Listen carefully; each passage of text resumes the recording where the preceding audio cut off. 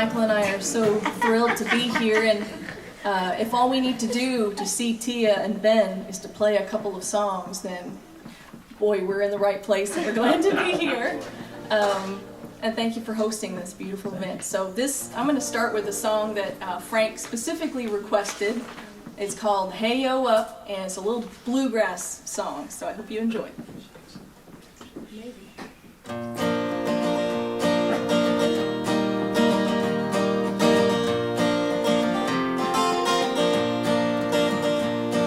It took me a long time to find this little mountain road. I was stuck down in the valley with the devil on my soul. Hey, oh, up I'm going. Hey, oh, up I'm going home. Home I'm going home. One day the Lord came to me like a beacon in the night. He rescued me with mercy and he called me to the fight.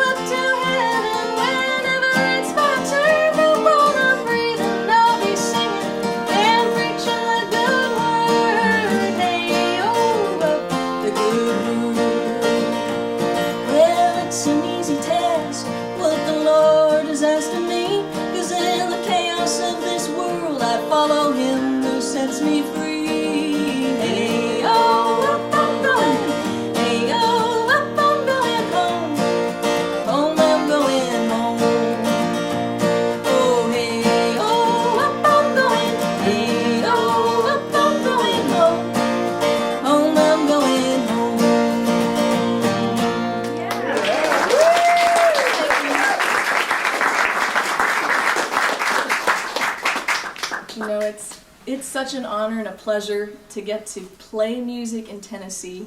You can probably tell from my accent that I'm not from here locally.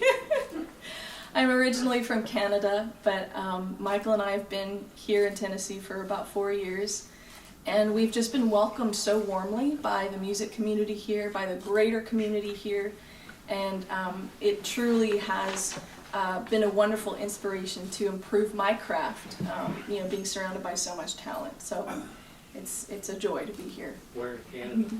I'm from Vancouver. Okay. West Coast. Did you want to introduce your song, honey? Yeah, I guess so. Do you need a mic? No, I don't need a mic.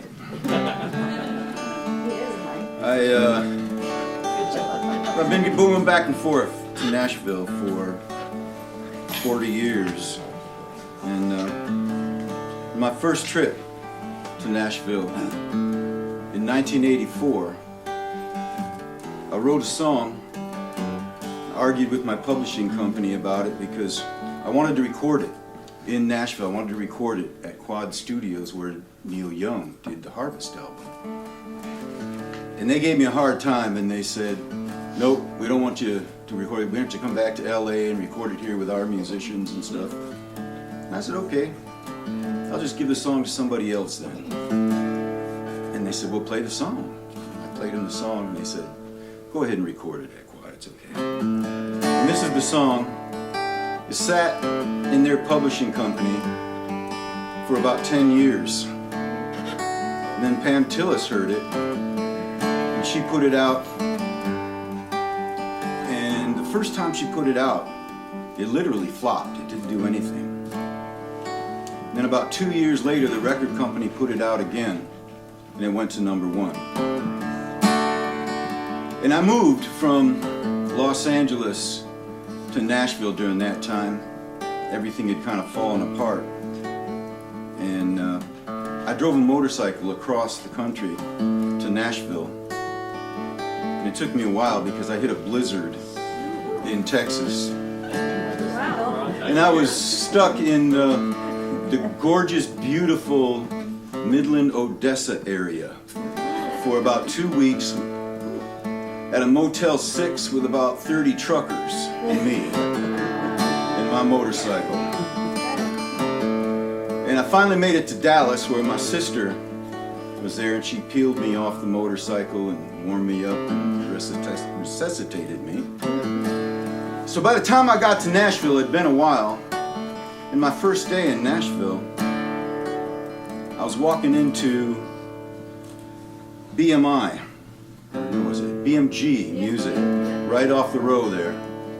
And the guy introduced me to a guy named Alan Butler, who was the head of promotion for Arista Records at that time. And he said, "Alan, this is Michael Anderson. Michael Anderson, this is Alan Butler." And he said, "Maybe It Was Memphis, Michael Anderson?"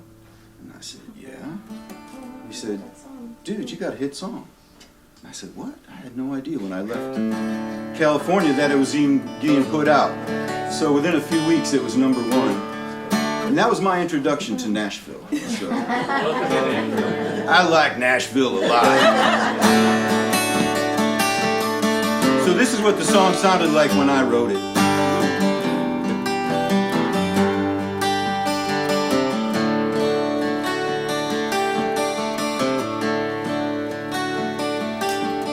Looking at you through a misty moonlight, Katydid sang like a symphony.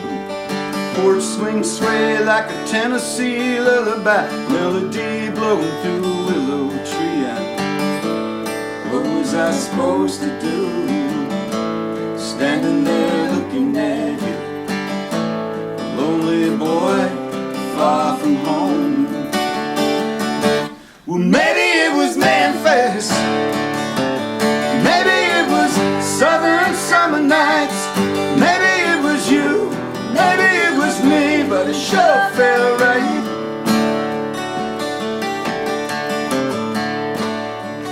Now, after the song was a hit, I had a lot of people come up to me and say, "You know, that second verse is my favorite verse because it's the first time anybody ever wrote a country song about people from the South that didn't make them sound stupid." And I said, "Really?"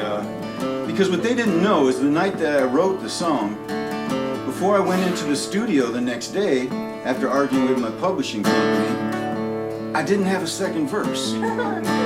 So I just kind of made it up on the spot before I went into the studio, figuring I'll change it when I get back to LA. It never got changed. Read about you in a Faulkner novel. I met you once in a Williams play. Heard about you in a country love song. Summer night beauty took my breath away. And what was I supposed to do, standing there looking at you, a lonely boy far from home? Well, maybe it was Memphis, maybe it was southern summer nights, maybe it was you, maybe it was me, but it sure felt right.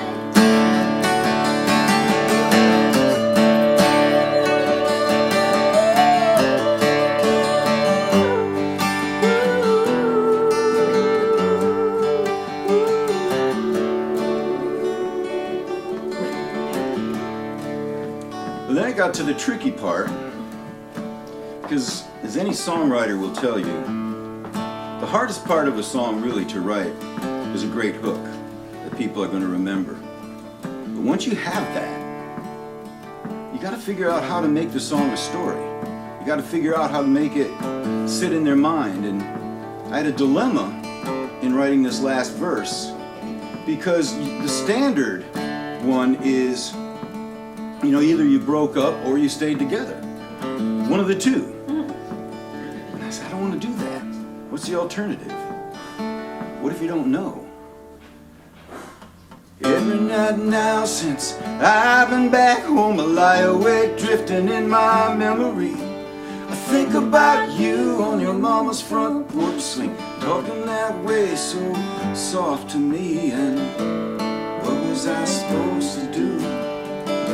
Standing there looking at you, a lonely boy far from home. Well, maybe it was Memphis, maybe it was southern summer nights, maybe it was you, maybe it was me, but it sure felt right. Well, maybe it was Memphis, maybe it was southern summer nights, maybe it was Memphis, maybe it was southern summer nights, maybe it was Memphis, maybe it was southern summer nights, maybe it was you, maybe it was me, but it sure felt right.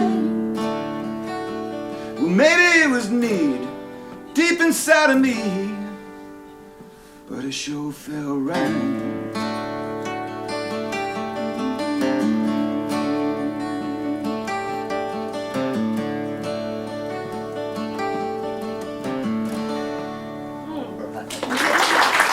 Thank you very much.